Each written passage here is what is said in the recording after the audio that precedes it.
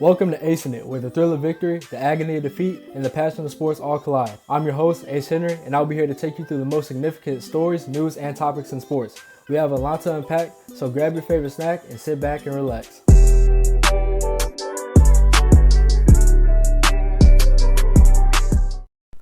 This is a spur of the moment, raw, unedited, new podcast episode, but I got so much to talk about, so we're gonna get right into it. Ain't gonna be no edits most likely, so you're just gonna hear me talk straight, raw, go straight through about everything I want to get off my chest. First thing we discussing is the Chiefs, and my voice might sound a little raspy because I've been screaming at the TV all day because I'm trying not to curse, but oh my God, just because of they,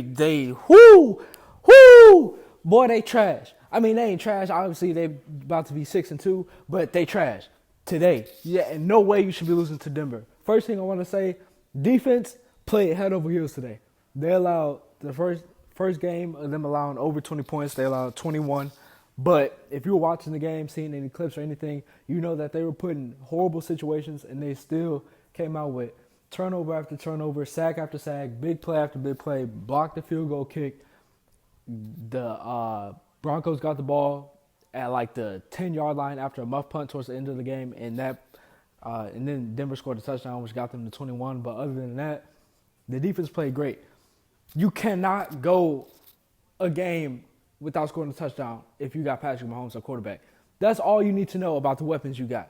I don't care if you got Travis Kelce, Travis Swift, Taylor Kelce. It don't matter. Bro, he's not enough. And obviously, when you play division opponents, they know how to take them away. Even last year, you won the Super Bowl, but when you played the Broncos, it was tough. So that should tell you that you need more. Like, you don't have a number one receiver. MVS, trash. He ain't trash for real, but he played trash today, so he trash. Sky Moore, trash. You had 4th and 2, perfect pass. You couldn't have handed it to him no better. Go right through your hands. Like, bro, oh my God, that was a touchdown opportunity that could have made the game much closer. Would have brought it within like one score, I think. Still had enough time on the clock to get a stop, which they did the following drive, get the ball back, potentially score. Another thing I want to address, Donovan Smith, trash. 79, I think he left tackle for the Chiefs. Left, right tackle. No, he left tackle because Jawan Taylor, the other one. Trash. He old, big, slow, immobile. Hey, he was good in his prime. He was good when he was with Tampa Bay, Tom Brady, but I guess now he biased and he don't want to block for Patrick Mahomes. And then the last drive of the game, my man running for his life back there, Patrick Mahomes doing spinning roonies and turnstiles in the backfield trying to get away from the pass rushers. And he running to Donovan Smith, big fat ass. I mean, I'm sorry, but he running to him, and he sacked him. His own offensive lineman sacked him. I mean, come on now. Patrick did have the one bad turnover at the beginning of the game. He tried to shoot it in there. It got picked off. Cool. DB made a nice play. I'll admit that. Cool. Not counting the last turnover. It was 4th and 22. He threw it up. It really should have been PI, but they're not going to call it. Game over. They're just trying to get out of there. Refs cold. Everybody cold. They're trying to go home. Do another pick, and Justin Simmons seemed to pick him off every time they play somehow, but whatever. Not counting that against them. The fumble, bro, you might be watching like, man, he hold on to the ball awfully long. He ain't got no choice. They can't get open. What you want him to do? See, when he try to force stuff, that's when he end up throwing the picks like that. So it's when he try to wait for stuff to get open, for his receivers to actually make a play for once in their life, once this season, it don't happen. And then the offensive line let up eventually, usually, come around the edge. He got to make some tremendous, outstanding play, and stuff like this happen. Bro, they need to, I don't know what the front office is doing. I think the trade deadline is coming up. I think Halloween is the trade deadline. So they got, from now, this Sunday evening, Sunday night, whatever, they got tomorrow, and I'm pretty sure it's at like 3 p.m. Eastern, 4 p.m. Eastern on Tuesday to make some trades. They need to start shipping some people out, moving some people in, getting some people up out of there. Because, look, if I don't see a number one receiver in them facility doors on Tuesday, I'm officially changing my Super Bowl pick, everything. Bro, they played the Bears, cool. Best game of the season, shutout, I'm pretty sure. It was 41-3, I think, something like that. 41-6, basically a shutout. I'm not counting that. I'm not going to lie. Bears have a horrible defense still, and at that point in the season, they look like one of the worst teams ever in history.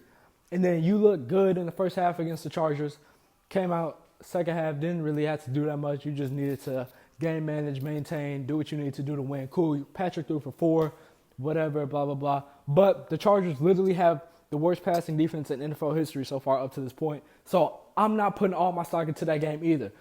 I don't know if they watch film no more, if they think they're too good to watch film. They don't sit down. Andy Reid don't say nothing to the GM. Patrick holding his tongue. Man, I'm going to speak for him. Do something, please. We could have got D-Hop. Y'all didn't do that. Cool. It's like, okay, D-Hop not like he was in his prime. But after you see him do what he did today with Will Levis, then you know he could have been someone Patrick Mahomes. I mean, goddamn. Like, bro, come on, man. It's just so frustrating because this is the best defense the Chiefs have had since, I don't know, it's progressively gotten better. Like, from Alex Smith, I think the year before Patrick got drafted, that year, or like 2 years before he may have got drafted, defense was horrible. Defense was horrible the year after that. Patrick's rookie year, the one he didn't play, defense was trash. Patrick's first year starting, 2018, his MVP year, they would have won the Super Bowl if their defense could stop something, but obviously they couldn't. Trash. And then they've been getting progressively better and better. And this year, top 5 defense. Oh, my God, this man done jumped up. Jesus. Anyway, top 5 defense in the league. Defensive line good. Their DBs, trash. The strongest part, the strongest part of their defense is the D-line and linebackers. Great linebackers. Although I am concerned because Nick Bolton is going to be out for a couple months. Drew Tranquill got nicked today, and Willie Gay hurt his tailbone too. So they're 3 starting linebackers who are all almost at like all pro levels, in my opinion. If you really watch the games, they all nicked up. I'm not gonna say all their DBs trash. I love Trent McDuffie. I love how they use him in the slot. Yeah, it's 24-9. It's raps, whatever. I love how they use him in the slot, blitzing, whatever. L'Jarius Sneed, stop holding, bro. Every time I look, third down, you can count on a holding call, pass interference from L'Jarius Sneed. I mean, the man grabbing you by his shoulders, shaking the shit out you. Bro, just let him go. Try to defend something, guard somebody. Justin Reed at safety. Honestly, I wish we would have kept Juan Thornhill. I wish we would have kept Juan Thornhill instead of Justin Reed.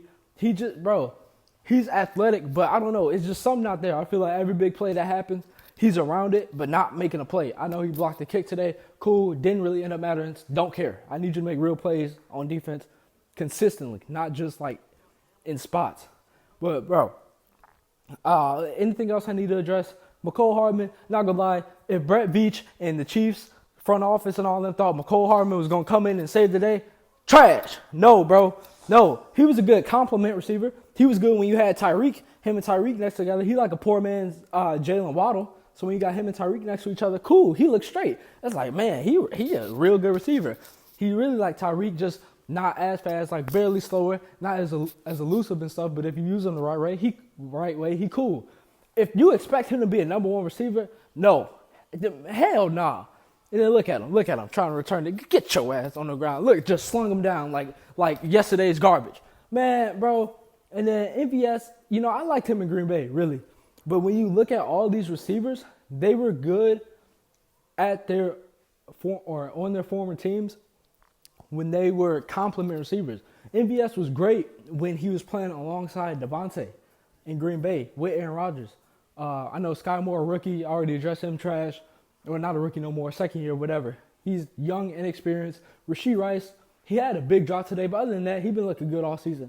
He is a bright spot on the team. Like, if you brought in a number 1, you could really build Rashee Rice up to a number 2 or like a number 3 and then have MVS as a number 2 or even Kadarius Toney, something like that. But just a number 1 receiver would change the dynamic of the team so much because then you can move people back to positions. Now, like, I'm just throwing a name out here. Obviously, they're not going to get him, but let's just say they pick up a A.J. Brown, right?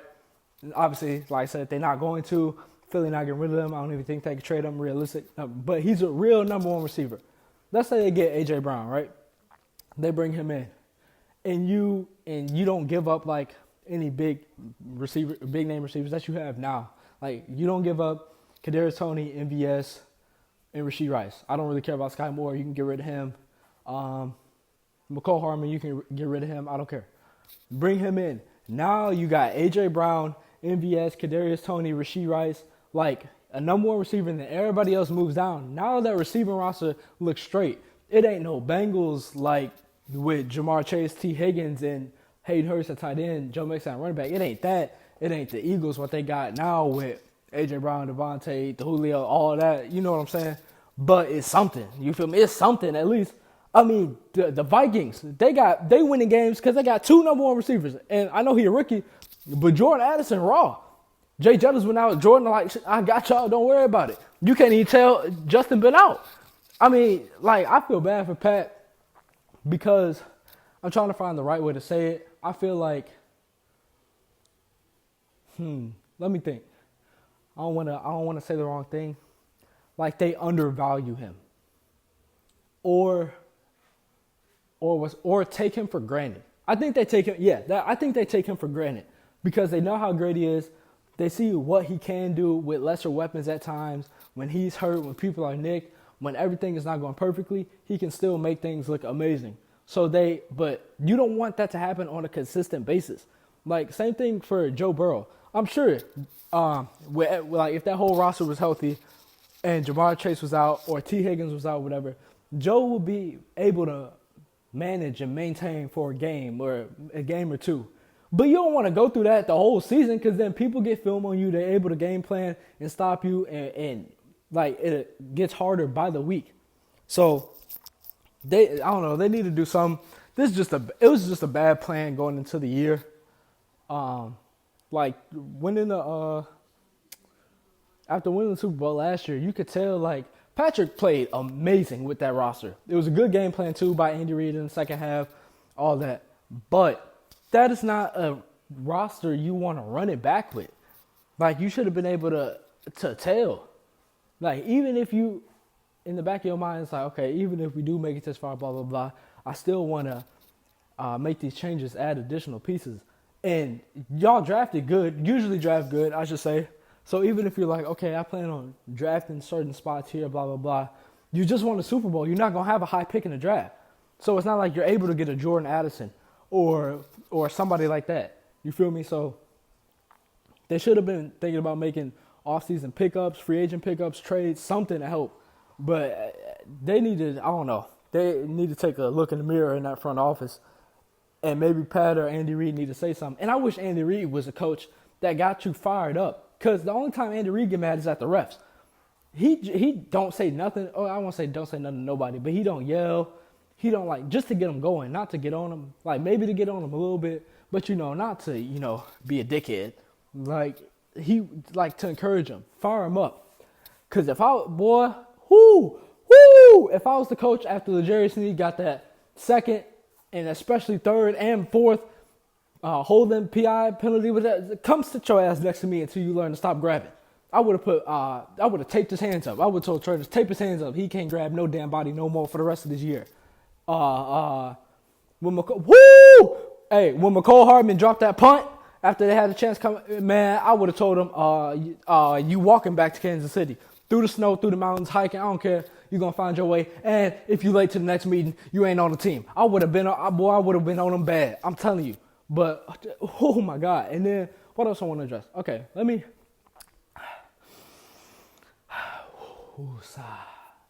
Calm down, breathe.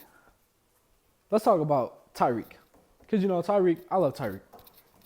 Quick backstory about why Tyreek is like my second favorite player in the league next to Patrick. First, my cousin used to play for the Kansas City Chiefs. Think this was Patrick's, not when he played with it, but I'm trying to think of the year. Because then he played with the Chiefs. He got traded to the Texans. But I was still a Chiefs fan because I had been to the games. It was like that year that he was there that year when they made it to the playoffs and lost to the Tennessee Titans against Marcus Mariota with that stupid pass he threw or he caught himself and blah, blah, blah. So he was around there, or he was on the team at that time. So I was at a Chiefs game after he got traded. Tyreek was there. We had everybody, Tyreek, Patrick, blah, blah, blah. If I'm not mistaken, this was his MVP season. I think I went to a game in 2018. I don't know. All I remember is they were playing at home. I forgot against who. I'm sitting there in the stands with my dad, my uncle, and I didn't really know much about the team at that time because I was a Chiefs fan, but like, I ain't pay attention for real. Actually, sorry, this is a story, and I'm not gonna edit it, so I'm sorry, I'm taking y'all in circles. I think this was like my cousin's last year on the team. So Alex Smith was still at quarterback, I think, and this would have been Tyreek's rookie year, yeah. Because I'm like, how would I not have heard about Tyreek by then? This was Tyreek's rookie year, and I didn't know much about, like, I knew Travis, I knew Alex Smith, whoever they had at running back. It was like Spencer Ware and Charkandrick West, people like that. I didn't know much about the receivers, you feel me? So, especially, I definitely didn't know about Tyreek because he was really like a returner back then. But they threw him in at receiver. And my uncle goes to me and my dad, you know what kid I really like? I really like this Tyreek Hill kid. He goes, blah, blah, he's fast, blah, blah, blah, does stuff. Literally the next play, like right after he said that, Tyreek catches like a 40, 50-yard pass. It wasn't a touchdown, but he just ran down the sideline. Alex hit him deep, 40, 50-yard pass. And I noticed because they said, Tyreek Hill, blah, blah, blah. I'm like, okay, that boy might be raw for real. And obviously, we're here now. That man got 1,000 yards receiving, over 1,000 yards receiving in 8 games and eight touchdowns in 8 games. Bro, I don't know if I'm the first one to say it, but I'm going to put it out there. If he gets over 2,000 this year and like stays on his pace of like what he's on, like he end up with like 17-ish touchdowns, over 2,000 yards, blah, blah, blah. Hey, we got to start looking at him as one of the best receivers ever. And I'm not over-exaggerating. Like, just hear me out. You just sit back, relax, put your feet up, grab a pop and a Coke and grab your snacks and just sit back and listen. All right? He's so dynamic that you have to make your defensive game plan around stopping him. Like, it don't matter. You could put Tyreek on who's the worst offense in the league, or like even a run-heavy offense. You could put Tyreek on the Patriots or any team. If it's a team that ran the ball 100% of the time, literally, first, second, third down, if they didn't get it, punt the ball, do that, never throw a pass. If Tyreek got traded to that team in the season, you're still centering your game plan around stopping him. Because at any moment, bro, if you're not 10 yards off or pressing him and actually able to jam him up, how do you stop him? You saw in the Eagles game, they doubled him, put a safety over the top, boop, ran by him, touchdown. I think today something similar to that. It wasn't really straight double coverage, but it was a zone, and he ran straight past the corner and outran the safety because the safety had a bad angle, threw a touchdown. Easy. If you play off, you could just throw it to him underneath. He gonna make you miss. The first guy is not tackling him. He gonna make you miss and do something to where even if like a 10-yard gain, a first down, a 10, 15-yard gain is like, oh man, I was expecting more. That's what happens when you throw to him. Obviously, if you press him, like I said, gone. This is like spur of the moment, like I said, so I can't even look at his like career stats, nothing like that. I'm pretty sure he's made the Pro Bowl every year. He's been in the league. I know started off as a returner, then as a receiver. But I mean, come on now. His stats are going to be up there with anybody, and I know it's inflated, pass-heavy league now, different from back when Jerry played, even Randy Moss, T.O., stuff like that. But still, I don't care. You put him in he's a player, person, you put him in any era, he going to dominate regardless, just because he's that dynamic. He's a generational talent. And I would say that, where am I going with this? So I'm trying to keep talking because, I don't really feel like editing this. This is something I want to say. Just get out, upload. So I would just say that, this is where I was going to go. Shannon Sharp has been saying, I love Shannon Sharp, by the way. I ain't saying that like calling him out, even though he'll probably never hear this. But you can share it with him if you want to. Shannon Sharp always says, or has been saying, that Tyreek is not a natural catcher of the hand, or natural pass catcher of the hands. Basically saying he's not a hands catcher. Catches with his body, which at times is appropriate, and as fast as he's going, sometimes makes more sense than trying to snag it with your hands. But if you've been watching Tyreek like I have since that point in his rookie year and on with Kansas City and even with Miami, Bro, he is a good hands catcher. The only thing that hurts that argument is that he had the one, like, 3 or 4 game stretch in Kansas City, what was that? That year they started off shaky. Where they started off like 2-4 or something like that. And Patrick Mahomes had all those interceptions at the beginning because a lot of those went off Tyreek's hands. But when you see certain clips and highlights of him, there are, I want to say, like at least 5 to 10 highlights of him throughout his career where he's shorter than me. I'm 5'11", 6 foot, 6'1" on an amazing day when the sun's shining and birds singing. But he's 5'8". I met him in real life. I was like 13. He was shorter than me, or like the same height. So he's like 5'8". He mossing people, snatching it over their heads, going up, contested catches with his hands. I'm not talking about straight body catches and then he gets hit. No, I'm talking about at the point of contact when the ball is getting there, him and the DB going up for the pass at the same time, catching it with his hands. There's that sideline catch. And like the greatest regular season game ever with the Rams and the Chiefs, I think it was that Monday night game in the Coliseum where the Rams won. It was like 54-51 or whatever, something like that. And towards the end of the game when they were trying to come back, Patrick Mahomes threw a pass on the sideline. I might put a clip in here. I don't know. We'll see. Don't feel like editing, like I said. Patrick Mahomes threw a pass to the sideline, and I don't know how, but Tyreek went, toe-tapped it, stretched his hands out, caught it with his hands. Okay, cool. That's normal. That happens all the time. Why is that special? The DB came and hit the ball, not hit him, hit the ball with his shoulder like a hit stick. And he held on to the ball, it's still toe-tapped. I think he bobbled it, but he like re-tapped his feet, stayed in bounds, and caught it for like a 20-yard game. And I think it was a 4th down to keep the drive alive. So he can catch with his hands. Now, and like I said, with his size, he has small hands, which is super hard. That means he's strong. He has great hand-eye coordination to be able to do things like that. He's not a DeAndre Hopkins or a what's the dude that played with the Vikings? Carter. I can't think of his name.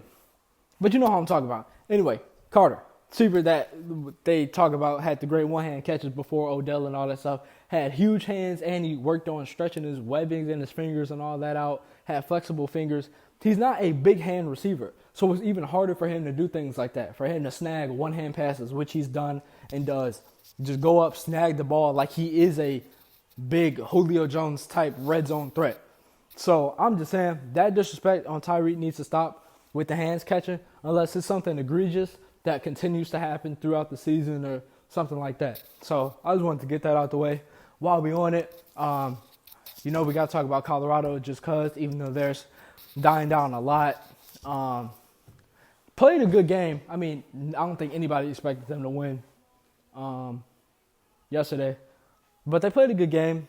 They were in it till basically the end. But the defense actually played great, surprisingly.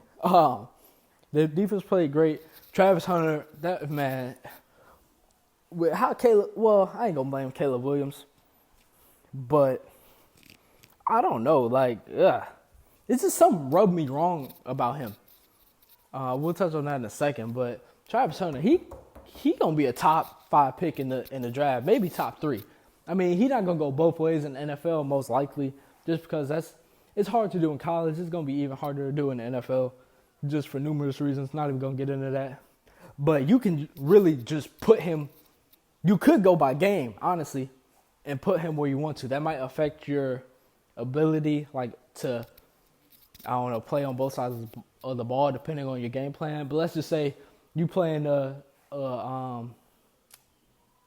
good example, a Chiefs team at this point right now. Great. Sorry, someone was calling me.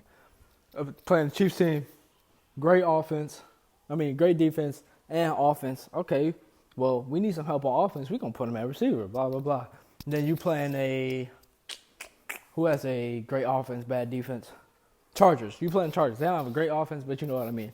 Defense is horrible. Offense is definitely good enough. Or like the Vikings, somebody like that. Okay, boom, we're going to put him at DV. We know he could lock up, blah, blah, blah. Or he'll help out in our game plan a lot. Like, he's really a Swiss Army knife in that regard, and he's such a smart player. But poor Shador. I mean, it's like the Patrick Mahomes of college. It's really like his whole season at Colorado is going to be like the Patrick Mahomes Super Bowl against Tom Brady. I mean, honestly, no offensive line. He going to be running around back there for his life, doing spinneroonies, spinning on his head, trying to make plays.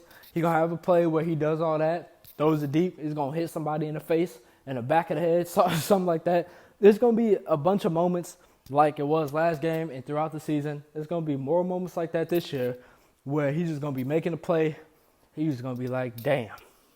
I mean, even if you're a fan of whoever they're playing against, you're going to see him play and just be like, damn.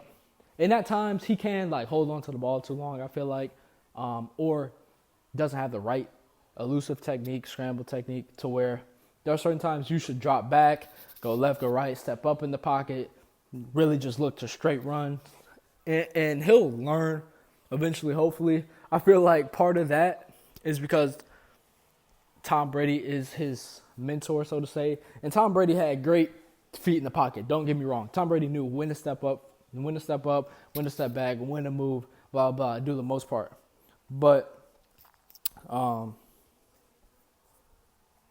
he's not a scrambler, obviously. So, like, when it comes to that, Shador is just, I don't know. He keeps his eyes downfield, which is good, but it's times where you should just tuck it and run, get what you can, or just throw it away, which he also has to learn to do better. You just got to start throwing it away. I don't know. I'm riled up about the Chiefs still, but I'm going to chill, calm down. Please, I need some interactions with this. Let me know if I'm right or wrong, if you've been seeing what I've been seeing, if you agree with me or not, but I need to know I'm not the only one. And, hey, we got 2 days to start a petition, a protest outside of the Chiefs office and organization, even though, hey, they're going to be in Germany this week. I don't care.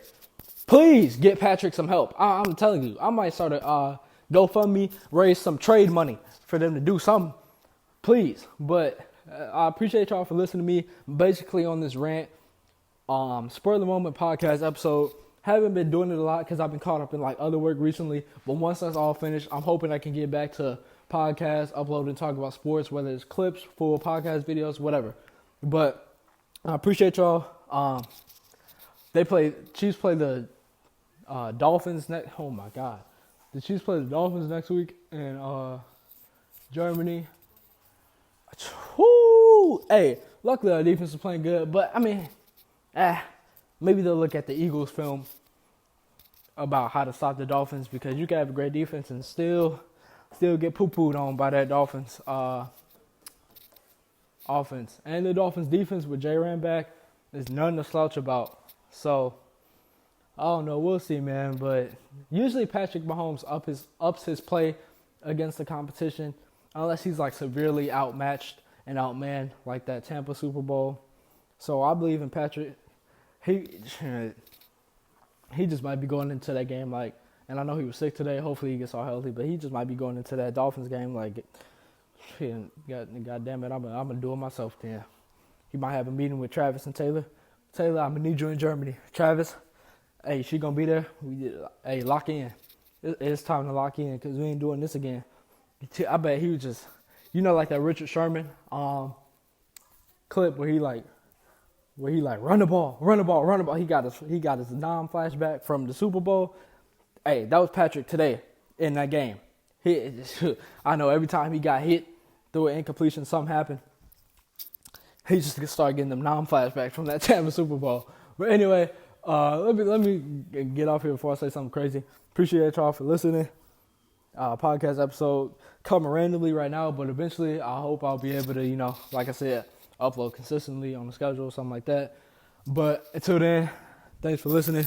Catch y'all next time.